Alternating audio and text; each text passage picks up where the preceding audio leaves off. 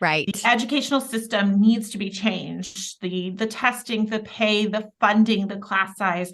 And these are things that we have to use our vote in order to change. But the teachers in our audience can't wait long enough for that difference to be made. And so I feel like the tips and strategies we give help them to make tomorrow better.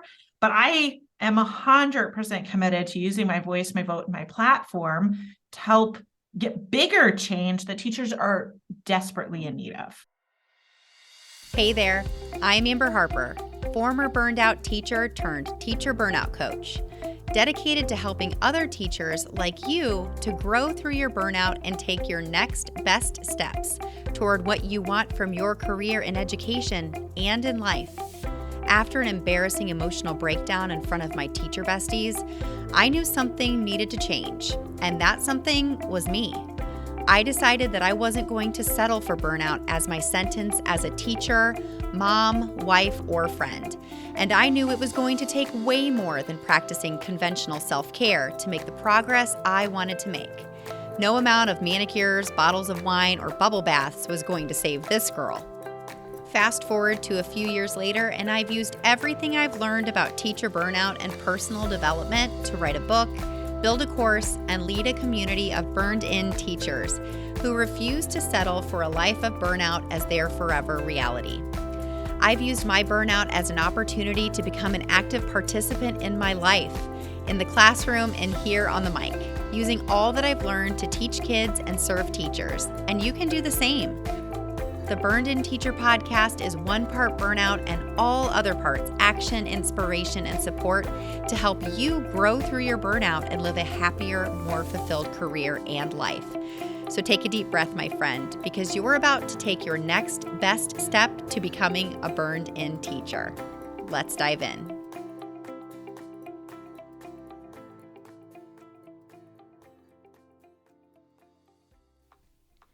Hey, Burned In Teachers. Welcome to episode 178 of the Burned In Teacher podcast. My name is Amber Harper. I'm your host, and I'm creator of all things Burned In Teacher. And I'm so grateful and so excited that you are joining us for today's episode.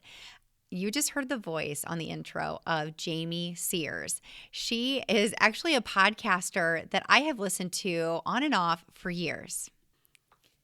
And if you've never heard of Jamie Sears and the Not So Wimpy Teacher podcast or the Not So Wimpy Entrepreneur podcast, I would be really surprised. But if you've never heard of or met Jamie Sears, she is a former third grade teacher and the creator of Not So Wimpy Teacher. She has an education blog with 500,000 community members. She is so extremely helpful. She's got literally 500,000 people that follow her. She really wants teachers everywhere to know that if they're struggling, it's not because they're ineffective in their role or meant to do something else. So she wrote this book called How to Love Teaching Again, Work Smarter, Beat Burnout, and Watch Your Students Thrive. So naturally I was drawn to this book because I think that it would be an amazing companion read to hacking teacher burnout. So Jamie used her skills. I'm going to give you a little prequel into our interview, or a little insight into our interview. So you'll learn that she was a teacher for several years, and due to health reasons, she had to leave the classroom. But you're going to hear her tell the story of how she saved herself from burning out of teaching and quitting by creating her own resources to keep things super simple in her third grade classroom. And that really led to a booming business on Teachers Pay Teachers. Now, this episode is not about how to create a TPT store or, how to sell products online. This is really all about her journey as a former substitute teacher while she was lobbying in Washington, D.C., and how all of these things came together to really ignite her passion to become a teacher in the first place. So she's going to share her story of burnout, how she became a burned-in teacher, and what it is that she does now and will continue to do to help teachers from around the world. So without further ado, I want to introduce you to Jamie Sears. I can't wait for you to hear all of the goodness that she has to share from her book. This book is released releasing on April 4th. And this episode is airing on April 1st of 2023. So this is the perfect time for you to either pre-order the book or order the book when it comes out on April 4th. You can find it on Amazon, Barnes & Noble, Target.com. So get your hands on this book for this summer, along with Hacking Teacher Burnout. These books are going to be an amazing complement to each other, and you're going to hear exactly why in this episode. So let's dive in.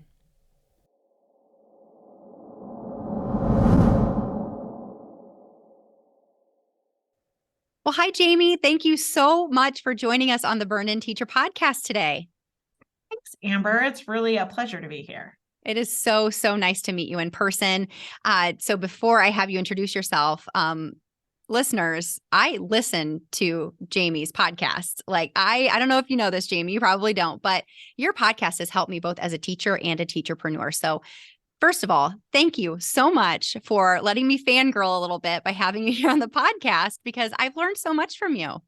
Oh, thank you. I am so glad. And I love hearing that the hard work we do to create the content, it always feels good to know that it helped somebody out there, that we weren't talking to ourselves. Yes, absolutely. So now that I got that out of the way, tell us a little bit about yourself. Yeah. So I became a teacher as a second career. And when I started teaching, I was teaching third grade after substituting for quite a while. And I did not have any resources in my classroom. Like, we did not have curriculum at all. It was, we were just starting the Common Core. They didn't want to put any money into it until there was something better created. So waiting it out. And so I turned to DBT for my resources to teach. And as a first year teacher, that was really overwhelming. And I quickly realized that I was not going to be able to afford all the resources my students needed. But I thought, how? If I could just sell a couple of resources, I could make a little bit of money to buy more resources for my students. And so I started Not So Wimpy Teacher. And that's kind of how it began. It just took off from there. I was going to say the rest is history, right? Yep. And so we do sell resources for teachers in grades 2 through 5, but we also create professional development, and really super excited to have published a book this year, How to Love Teaching Again, because this was really something I was passionate about. And I feel honored that I got the time and the space to be able to finally make a bucket list dream come true. Oh, well, we are so excited to hear about the book. I, in particular, because I've also written a book about burnout, and I think these will be perfect side-by-side summer reads, honestly, because we talk about it in different capacities. I think they're going to be really, really well paired together. But first of all, can you tell us about how long you taught? Did you only teach third grade? Was that the only grade that you taught? And then how long did you end up teaching? Yeah, so I did substitute teaching for 10 years. And then I moved into long-term subbing towards the end, where I was long-terming in second grade exclusively. And I loved it. And so I finally came to this decision. I was like, I am going to teach second grade. And I asked the principal for that position, and she said, I'm going to give you third. And at first I was like, no, I said second. I was passionate. I wanted second. But then once I started teaching third grade, I loved it. I love that age group. For the most part, they can read. And so you get to really just introduce like fun new books and authors to them. And they still love school, but yet you pull out crayons and they're super excited. So it just felt like this perfect age group for me. And I mean, I came a long way, because in the early days, I did not want to be a teacher at all. And it's just something where it just grew on me. So I taught third grade for 4 years until my physical health made it challenging for me. And it got to the point where it was really hard for me to leave, honestly, because I was at my best when I left. And maybe that's a good thing, because I left while I still have like really positive memories of what I was doing in the classroom, instead of leaving like angry and burnt out and frustrated. But I was sad to leave, because I'm like, I finally got these systems in place. But I have epilepsy, and I was starting to have a lot of seizures in class, and it just felt like it was unfair to my students at this point. And I was unable to drive. And so I had to make a really difficult decision that ended up to be so positive. It gave me so much time and space to continue to make resources that save other teachers tons of time. And generally speaking, if I can save them time, then maybe they can cut back on the number of hours they're working and avoid some of that burnout. And so I feel really privileged to get to do what I do, even though it wasn't the plan in the beginning. Right, right. Oh, I did not know that about you. I did not know that that was the reason that you essentially left the classroom. But wow, what a gift that you're able to give teachers to have had that experience in the classroom and for you to have been a teacher who lacked in those resources and who saw an opportunity to help yourself, to help your students, and to help other teachers. So thank you so much for sharing that with us. Yeah, absolutely. I love to be really open about like what experience I have and I don't have, because there's so many teachers in my audience who taught for a really long time. And then there's a bunch of first year teachers too. And it's Right. important that we learn from each other's strengths so that we can help improve the areas that we're weak. But the reality is every single teacher has some strengths. And for me, it was always systems and making things simple.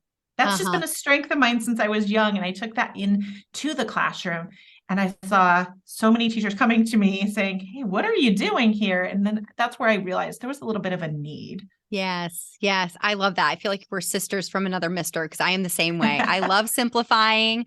I love creating systems. I'm totally a systems and logistics girl. And I think that's one reason that I love teaching kindergarten so much and have continued to love teaching is because I'm able to simplify, see the most important things and create systems for those things. Absolutely. Yeah. So I don't know if you know this about me, but I taught second and third grade. I taught second grade for 2 years, third grade for 3 years. And I share your heart for third grade. I loved third grade. So I thank you for sharing that too. I feel like they get to fourth grade and I would see them in the hallways and they would almost like snub me when they walked by. Like, we're in fourth grade now. We're really too cool to talk to you. But there was just something about third grade where they weren't too cool yet. Right. And it was just so much fun. I wrote about in the book that it was really the only time where you'd get asked like, hey, what's your third favorite reindeer? And I'm like, my third favorite? I just love how kids will make you laugh every single day. And that's why I wanted to be a teacher, is because I really liked spending my days with kids. Yeah. So you said that you started teaching, later, that wasn't your first career. So was substitute teaching your first career, or what did you do before that? I started substituting in college, actually. Oh, wow. Yeah. That's awesome. I kept doing it as a part-time side gig and just took little pieces of time off. But I actually went in to politics and I was a lobbyist for the Arizona State Supreme Court, which is what I thought I really wanted to do with my life until I started doing it. And I was like, working with adults is not that much fun. No. I actually enjoy my days with the kids more. And so I went back to school to get my teaching certificate and just focus completely on education. But I do think that my experience working as a lobbyist, my experience with politics, it helps me because I think like you and I can give teachers so many tips and strategies to help beat burnout. But the problem is the system. Right. The educational system needs to be changed. The testing, the pay, the funding, the class size. And these are things that we have to use our vote in order to change. But the teachers in our audience can't wait long enough for that difference to be made. And so I feel like the tips and strategies we give help them to make tomorrow better. But I am 100% committed to using my voice, my vote, and my platform to help get bigger change that teachers are desperately in need of. 100%. You're speaking my language. We don't have time to waste on waiting for somebody to come in and save us, because who knows how long it will be, if it ever will happen. Teachers are leaving so fast. Right. We have to save ourselves. Yeah, absolutely. And so a teacher who really, really wants to be a teacher, I want to help them figure out how not just to stay at school, but to stay at school and love it. And love it. Yes. Yeah. Oh, I love this. This is a perfect segue. So before we start to talk about your book, and I cannot wait to hear more about it, can you tell us, in your 4 years of teaching, or even when you were substitute teaching, do you have, because this is the Burned In Teacher podcast, we love to share stories of burnout and how we came out on the other end stronger. Did you have a burnout story at all? Was it that first year where you had no resources? Like what did that look like and feel like for you? Yeah, I nearly burnt out my first year. And I see this happening a lot in my audience with first year teachers too, because really you're just like set in this classroom and they're like, all right, go. So my first year of teaching, I had 4 kids at home and I really went into teaching scared. Like, can you be a good teacher and a good mom at the same time? Someone in my family had told me no. They actually said, you will suck at one of them. And so that's how I went into teaching, fearful. Which one am I going to suck at? Because I don't want to either. I'm passionate about being a teacher, but I am a mom and I love my children. So I started in no resources. I got my job right before school started. So I was working day and night, every weekend, every holiday break. I took lesson planning and grading with me on a family vacation. Oh my goodness. I really was working myself to the brink. And I remember just sitting at my kitchen table in tears. And my husband was like, you need to call someone at school and figure out what's going on. Cause I don't know I don't know how to deal with this because it was so bad. And I even went to the principal and she at one point said, if you want me to, I will go ahead and, nullify your contract if that's truly what you want. And there was a time where I really considered that. I was like, maybe I was wrong. Maybe I was not cut out for this as a substitute. It was hard as a substitute, but resources were given to me. And I got to leave the classroom at the end of the day and not really worry about the classroom at night. And I realized as a full-time teacher, that's not what was happening. I had no resources and I worried about my students, my lessons, everything all the time. I quickly realized this wasn't sustainable. And I'm so glad I realized it as fast as I did, because I think a lot of teachers start to have that burnout and they just keep getting deeper and deeper. I realized it pretty quickly. And I was like, either I leave teaching, I'm going to walk away, or I'm going to do this and I am going to lose myself in it. And neither are very good options. And that's when I started to ask myself, like, how can I make this easier? And I realized I've always had great skills at simplifying things. So I just need to lean in to what I already know how to do well. And I made some huge changes in my second year and it got so much better. It will never be easy. Teaching is so hard. Right. Other than being a parent, it is the hardest job out there. But there are things that can make the day a little less chaotic. There are things that can cut back on the workload. Honestly, there's a lot of things that are happening in the brain telling me like whether or not I'm good enough. That was a lot of pressure on me. And so I nearly gave up after 1 year. And we actually see teachers generally leaving between years 1 and 3. That's extremely common. And these are great teachers who wanted to be a teacher since they were 5 and have a heart, and would have been sensational if they had found maybe some tools or if the educational system had not been failing them. Oh my, so true. So for the listeners out here of the podcast, the type of burnout that it sounds like Jamie was, and it was burned and unbalanced, like working all hours of the day and night, 70 plus easy hours, weekends, all the time working.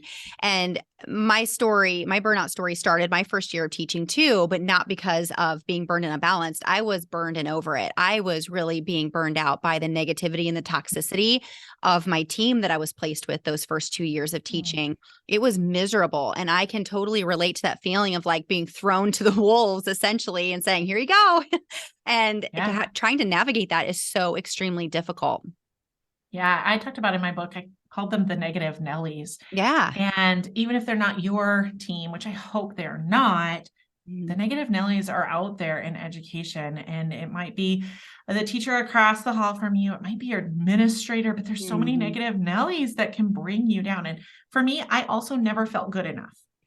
I had these super high expectations for myself and I never felt like I was good enough because I was a first year teacher. Well, because I'm a first year teacher, I'm probably not doing this well enough. Everyone else probably knows how to do this better than me. And I was scared to ask for help because I didn't want them to know that I was drowning. I thought they'll think I'm a terrible teacher if they find out. Later, I found out, no, they're all struggling in their own ways, even teachers who've been there a long time. And that was actually a little bit comforting, although the flip side of it is, so it doesn't get better. Right. Exactly.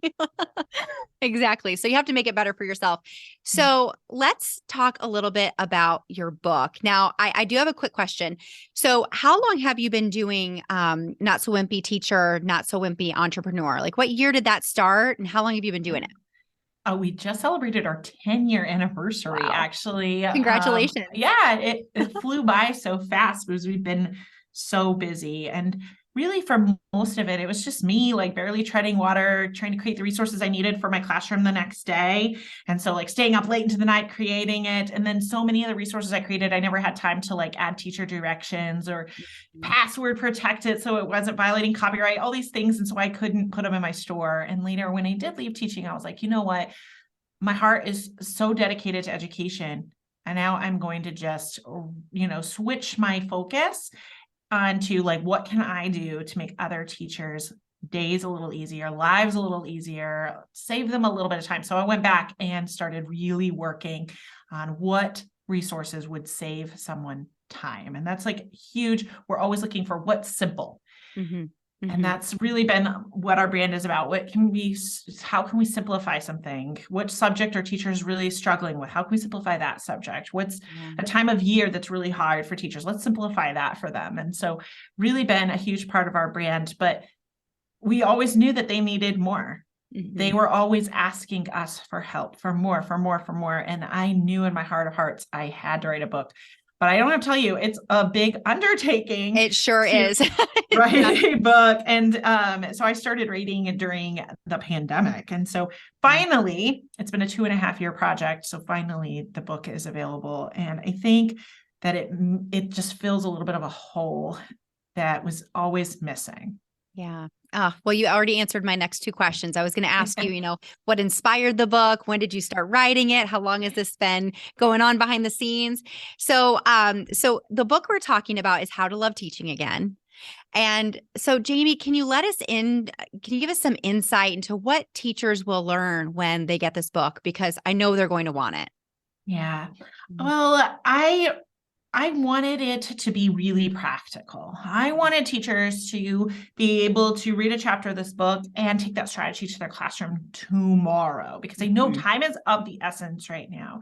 And so the very first chapter, we dig into like what it means to be a good teacher, because usually teachers haven't actually thought about that and decided for themselves. They've let other people tell them what it means to be a good teacher. We listen to society or maybe even our administration, and being a good teacher means working long hours, getting high test scores. It means having a Pinterest-worthy classroom, having all these fancy activities every day.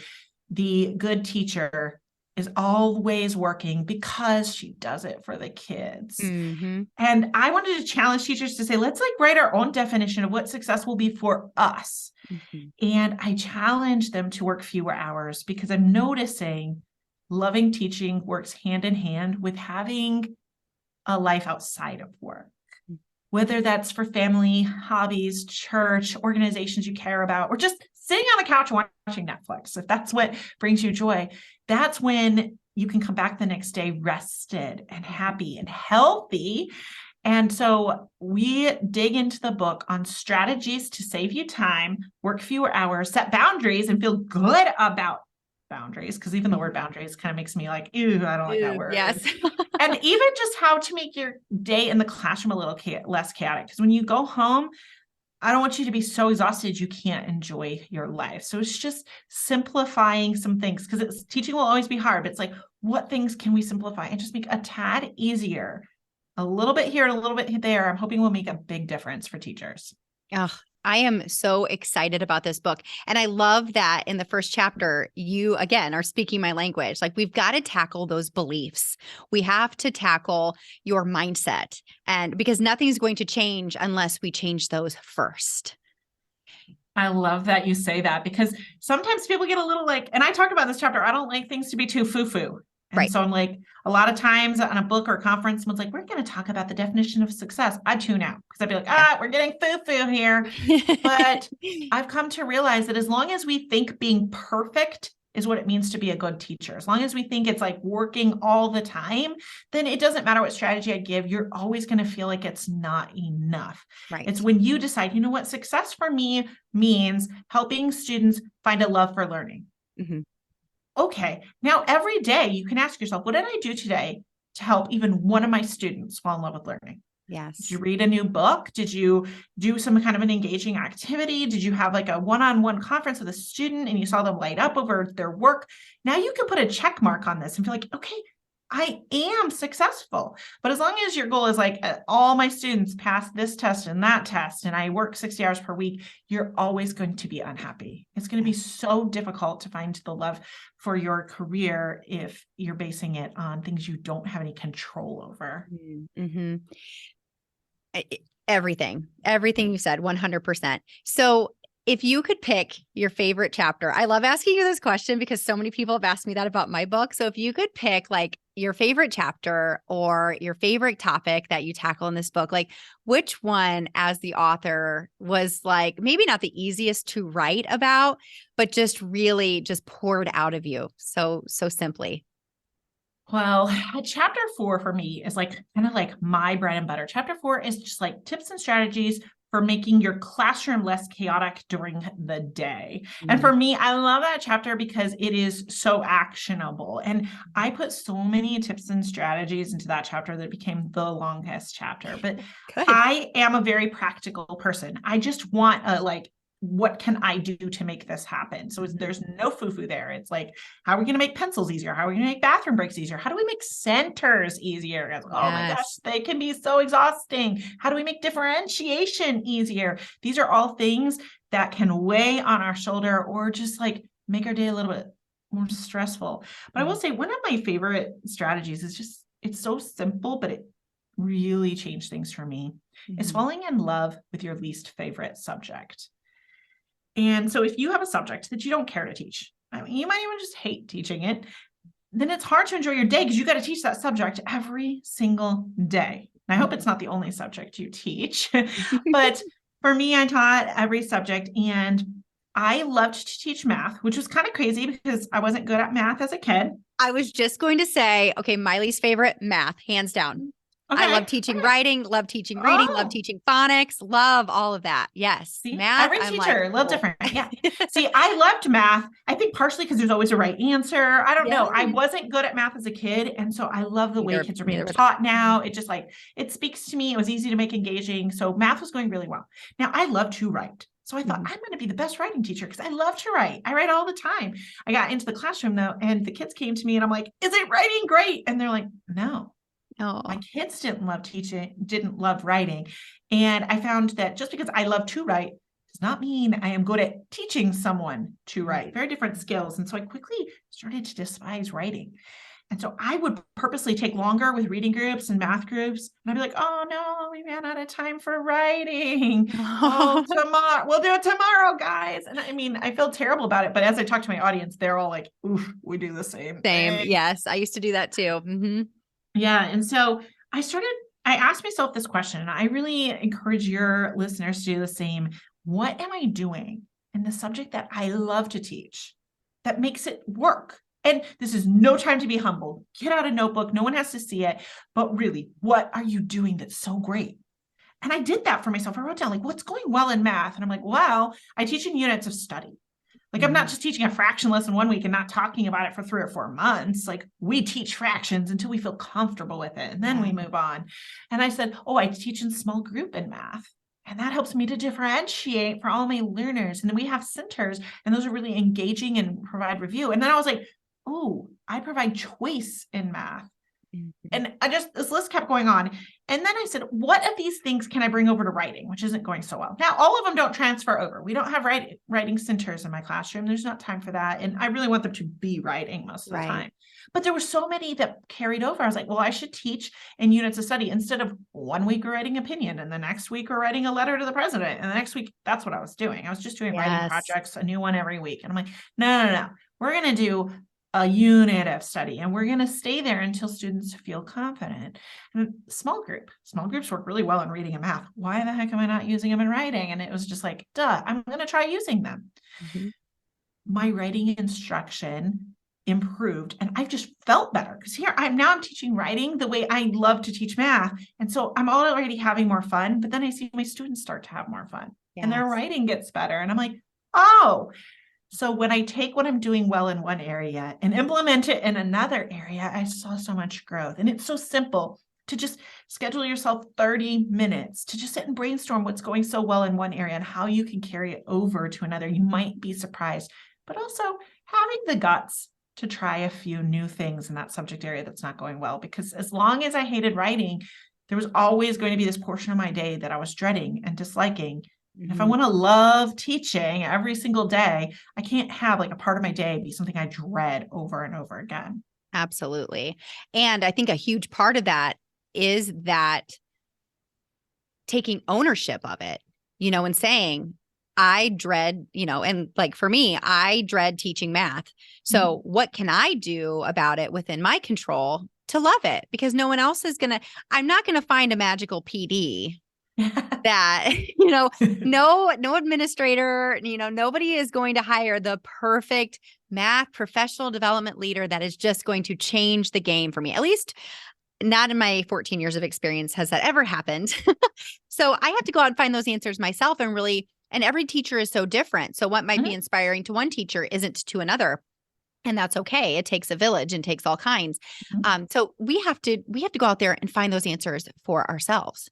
So unfortunately, yes. Yeah. And so, I mean, I wish that I could somehow have this magical button for teachers because you don't have a lot of time to go out there and find the answers. Exactly. But I'm hopeful that the simple solutions are really close to you already. The reasons that you love to teach reading and writing, I bet when you start listing them off, there's a couple that you're like, oh, I don't really do that in math. I wonder if.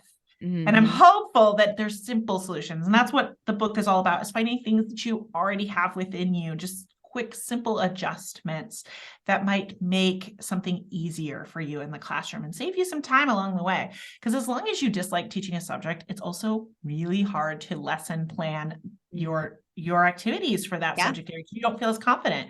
When you go to do reading and writing, you probably feel very confident about what your students need and what comes next. But with math, you might feel a little less confident because it's not the subject that you feel the strength in. And it's okay to have a favorite subject, but you don't want to go dreading a subject because it takes the love out of teaching because you're going to have to do it every day. Math is going to happen. And if every day you dread it, then it's hard to have fun in the classroom and your students sense it. I was just going to say, and that affects student achievement, that affects all of this affects student success. Being a teacher who's burned out, that's going to affect your student success. It really is. And that's, ultimately why we do what we do is to see our students succeed. I have so much to say about that, but I want to focus on you. So is there anything else about this book that you'd like to share with the listeners today? Yeah, we talk a lot in the book about saving time. And something that I wish that someone had taught me way earlier in life is how to better plan my time and ditch the to-do list. So we all have a to-do list. I mean, I used to keep a sticky note on my lesson plan binder and just keep adding stuff all day long. And so I'd have this huge list. And when it came time for my planning time, whether it was a prep period or after school, before school, for me, weekends, nights, holidays, whatever it was, I'd take a look at that to-do list and I had no idea where to start. It was so overwhelming. And I always felt unproductive because there's no way I could get everything done on the list. So if I looked at the list, I'm like, maybe I crossed 3 things off, but there was 15. So that signals to my brain to tell me you failed. You did not do a good job. You didn't get it done. You're never going to get it done. Right. So it's hard to sleep at night and feel good about your job when your head is telling you stories like that. And a big change that I made, and I still use this in my home and my professional life now, and it makes all the difference, is scheduling when I'm going to finish something, not work on something, but finish something. And so every Sunday I lay out my planner and I break down the tasks into micro tasks and assign a spot on my calendar for that micro task. So for instance, maybe I have writing samples to grade, okay? Instead of writing on my to-do list, work on grading writing samples.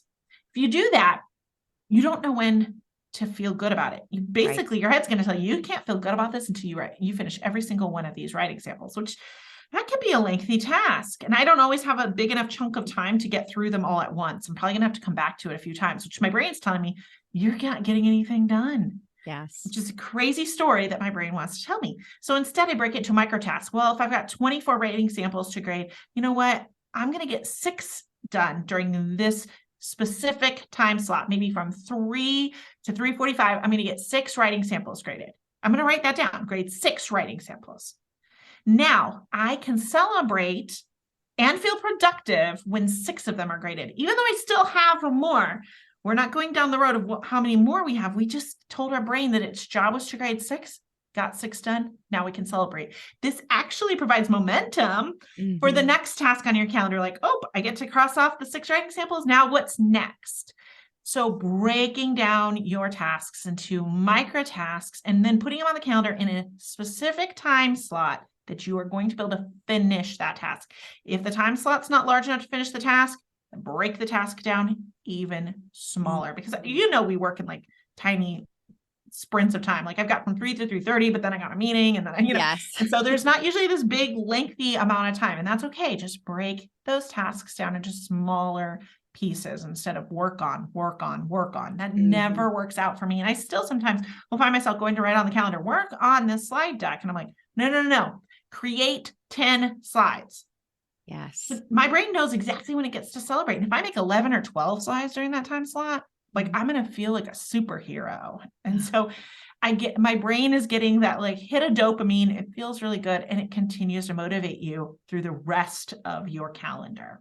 Yes. I love that reframing and rephrasing a lot of the things that we say can make a huge, huge difference. I love, my friend Molly and I, we both listen to you. And that is one big thing that we've taken away from one of your episodes is that say I'm going to finish. It doesn't mean completely finish the entire task or the entire project, but finish this much of it. My goal today is to finish, this many or, this amount. So thank you so much for sharing that with us. That's such a great takeaway. Yeah. And it works for, even in your home life too. Yes. If you have 2 hours to do chores around your house, then go ahead and write out exactly when you're going to work on what. Instead of taking this huge list, it's like laundry, mopping, clean the kitchen, clean the bathroom, work on the closet. Like you're not going to get all that done in 2 hours. Right. That's crazy talk. Or not having a list at all and then having squirrel syndrome and bouncing around from task to task to task, right? Yeah. Like I can imagine, or I remember whenever I was, a younger teacher, I would, because we had young girls, I would come in happily on a Saturday morning or a Sunday morning. We lived just maybe not even 10 minutes away from the school when they were really little. And so I would go in on a quiet Saturday or Sunday morning and I'd say, I'm going to go get some stuff done. Okay. Do you know what that turned out to be? Was something so unproductive, like rearranging my classroom library. Like what? That is You probably added more to your to-do list while you were there than you completed. And that's went into my room to do stuff. And it was worse off than when I showed up in the morning. Like it would have done me better to not be there at all. So not being intentional and disciplined with what it is that I was actually going to do while I was there. And your brain probably told you before you went in that this was really good. You were going to be so productive. You're going to get all this stuff done. But then when you went home, you probably felt like, oh, I didn't get much done. I wasted my time. And so, why did you bother to go in at all when you go home feeling even less productive than when you left? And so if you want to go in on a Saturday, that's as long as you're intentional, like you want to go in on Saturday, not someone else is telling you you should. But if that's what you like to do, like you like the quiet time, I'm all for work when you want to work, but be intentional about that. You decide when you want to work. You don't have to work weekends. But for some people, they like that peace and quiet and they want to rush home on weekdays because they got softball games and dinner and all the things. But when you go in on a Saturday and you've got 2 hours, decide like, okay, from 8 to 8:30, I'm going to finish grading my math assessments. From 8:30 to 9, I'm going to answer all of the emails I let pile up. From 9 to 9:30, I'm going to change out my bulletin board, whatever it is, so that, and be rigid, set timers. When the time is up, you move on to the next task. Yes, I love the Pomodoro method. You'll quickly start training your brain that it's got a time frame. It has to stick within it. So then you don't find yourself like scrolling through Instagram because you're like, oh, I've only got this much time to get something done. And you feel so good when you get something done that you're really excited to tackle the next task because your brain loves that feeling of completion. Well, I cannot wait for this book to come out. Can you help us to know what date we need to get on the calendar so we can get this book in our hands as soon as possible? Well, you can pre-order anytime from Amazon, Barnes & Noble, Target.com, but the book will officially launch on April 4th. Oh, that's perfect. That is when we're going to air this episode is, I believe, April 1st. So whatever that Saturday is close to April 4th. So Perfect. That's going to be a perfect time to get people hyped up. This is the perfect time of year. We can build our summer reading list. Oh, I'm so excited for teachers to get their hands on this book. Thank you. We tried to make it super fun. Actually, my publisher kept kind of trying to make it like sound more like a textbook. And I was like, that's exactly what I don't want it to be. We do not need another textbook. I want it to be fun. So it's peppered with stories that help you remember the different strategies, but also just get a good laugh because that's good for you too. And so I hope that teachers will be able to read right through the book, but even if they don't have time for that, you can pick and choose a chapter. Like, this is what you really need to work on right now. This will make the biggest difference. And just read that one chapter and take 1 or 2 new strategies with you to school tomorrow. I love it. I love it so much. So Jamie, where can people find you if they want to learn more about you before this book comes out? Absolutely. You can find me at notsowimpyteacher.com, and you can find me on Facebook and Instagram also under Not So Wimpy Teacher. Oh, well, Jamie, thank you so much for coming onto the Burn and Teacher podcast and gracing us with your knowledge and wisdom and sharing your story. We really appreciate it. Thank you so much, Amber. It's been lots of fun. I feel like I could sit here and talk forever, but I think your audience would not like that. They've got things to do. Well, hopefully we get to connect another time in another space. Absolutely. All right, everybody, take a deep breath because you just took another step to becoming a burned-in teacher. Burn on. If you enjoyed today's podcast episode, you can head over to burnedinteacher.com where you can access the entire vault of Burned In Teacher podcast episodes and more information about ways I want to help you go from burned out teacher to burned in human. If you enjoyed today's episode, I would be so grateful if you would head over to iTunes and leave a review and a rating about the Burned In Teacher podcast. Until next time, take a deep breath, because you just took another step to becoming a burned-in teacher. Burn on.